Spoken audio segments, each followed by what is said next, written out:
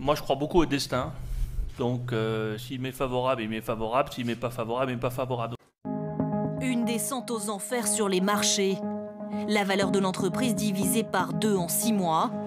C'est le scénario noir vécu par le groupe Altis du milliardaire Patrick Drahi, entré en fanfare en bourse il y a 4 ans. Ces 15 derniers jours, l'action a dégringolé de 43%.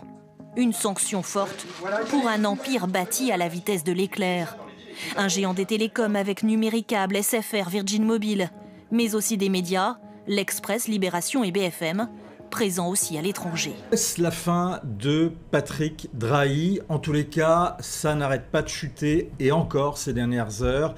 Depuis début novembre, le cours de bourse d'Altis, la maison mère de SFR, a perdu la moitié de sa valeur, les 2/3 depuis juin. Des clients qui désertent SFR, la marque star du groupe, des contenus qui ne sont pas à la hauteur des attentes. La dette est de 51 milliards d'euros. C'est autant qu'un petit pays européen. Va-t-il rebondir ? Alors, j'ai cassé ma boule de cristal, mais j'aurais envie de vous répondre oui. Et la question, c'est est-ce qu'il va pouvoir rembourser cette dette sans être obligé de se séparer d'actifs, sans être obligé de vendre des sociétés? Pour le moment, la réponse est non. Pour le moment, c'est pas quelque chose de très glamour. Il vendrait les pylônes. Il vend ses pylônes, ça lui suffit pour rebondir? Non, ça suffit pas du tout. Que les clients reviennent chez SFR. Donc ça, Patrick Drahi a fait un gros mea culpa il y a un peu plus d'une semaine maintenant. Donc là, il a vraiment pris l'engagement de s'attaquer aux problèmes des clients, d'améliorer à la fois le réseau, ce qu'il est censé faire depuis 2 ans. Patrick Drahi, l'homme d'affaires franco-israélien, 3e fortune de France. C'est notamment en France, ici, la maison mère de Numéricable SFR. Altis est un géant européen des télécoms et des médias, avec donc Numéricable SFR, Next Radio, c'est BFM TV et RMC, en cours de rachat, les journaux Libération et l'Express, Portugal Télécom au Portugal, bien sûr, en passant par une chaîne d'information continue en Israël. À première vue, un groupe de voyageurs ordinaires. Mais ces 37 musulmans français et belges prennent l'avion pour une destination inattendue. Tel Aviv, sur le toit du QG de l'armée. C'est là que des généraux de Tsahal les attendent. Iran, Hamas, Hezbollah, ils leur expliquent les menaces auxquelles Israël doit faire face. Des échanges qui font tomber les premiers clichés, en particulier celui avec le porte-parole de l'armée en arabe. Il expliquait qu'il utilisait l'islam et la connaissance de l'islam pour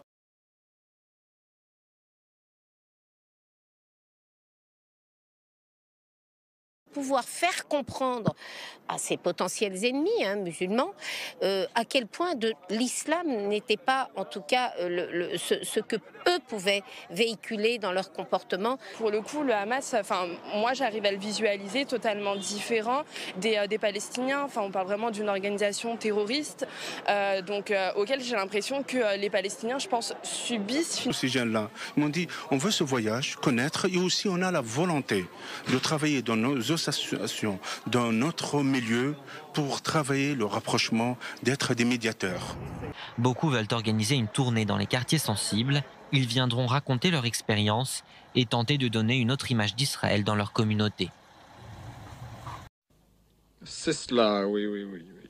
Altis, au printemps dernier, avait déjà racheté Suddenlink, le 7e câbleau opérateur américain pour un peu plus de 8 milliards d'euros. Altis est une entreprise de droit luxembourgeois cotée à la bourse d'Amsterdam depuis 2014. En France, on parle parfois d'un éventuel effondrement du groupe parce qu'il est très endetté. Alors sa dette évaluée à environ 33 milliards d'euros. Patrick Drahi utilise effectivement la dette à dose massive. C'est même une méthode chez lui. Il a construit Altis ainsi. Mais les taux très bas aujourd'hui lui permettent d'accélérer encore. Les banques semblent lui faire confiance. Et Drahi emploie la manière forte pour augmenter les marges des entreprises tombées dans son escarcelle. En gros, les entreprises rachetées par Drahi génèrent très vite de la trésorerie. Alors Drahi n'est pas un tendre, il veut très vite des marges, c'est ce qu'on appelle un cost killer. Il paie mal, il renégocie quand il peut tous les contrats de ses fournisseurs. C'est bon, le compte il est bon. Le compte il est bon. Tu vas voir ça, alors tu prends 25, tu multiplies par 2, ça fait 50. Ensuite tu prends 3, tu multiplies par 7, ça fait 33. Ah non, ça fait 21. Ça fait 21. Non, laisse faire, ça fait 33. Ah non, ça fait 21. Non, allez, 25, allez, 25. Non, c'est pas bon, 25, allez, 25, tu prends. Mais 25.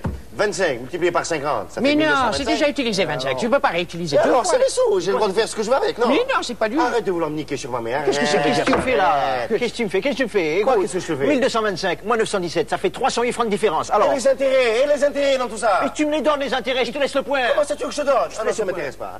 Tu vois, vous voulez me niquer tous les deux. Mais qu'est-ce que tu me racontes? Attention, Écoute, je fais un petit effort là. 250. Non, qu'est-ce que tu veux que je fasse avec 250? Ça m'intéresse pas. 250. Allez, 200. Non, ça m'intéresse pas. Arrête, vraiment, t'es dur là. Allez, 100. Je pars. 100. Je te jure, on va voir les 100. Donne 2 fois 50. À chaque fois, c'est des problèmes Je te avec moi. compte pas la TVA. Je te compte pas la Allez, TVA. Tiens, prends, allez, va. Chaque fois, c'est des problèmes avec lui. Allez, on continue. Où c'est qu'il est l'autre? L'autre, il est là. Allons. Allez, donne. Allez, qu'est-ce que ça veut dire? Les salariés cadres ou non cadres des entreprises rachetées se plaignent souvent de ces méthodes et de leurs conséquences sur le long terme, comme la société des journalistes du magazine L'Express, rachetée en début d'année par l'homme d'affaires, société des journalistes qui a récemment dénoncé sa stratégie suicidaire. Qu'est-ce qui nous a fait gagner? Je crois que c'est la préparation. Ferme-la par contre, physiquement ferme-la. Ne me réponds pas, non mais je ne discute pas avec toi en fait. Content.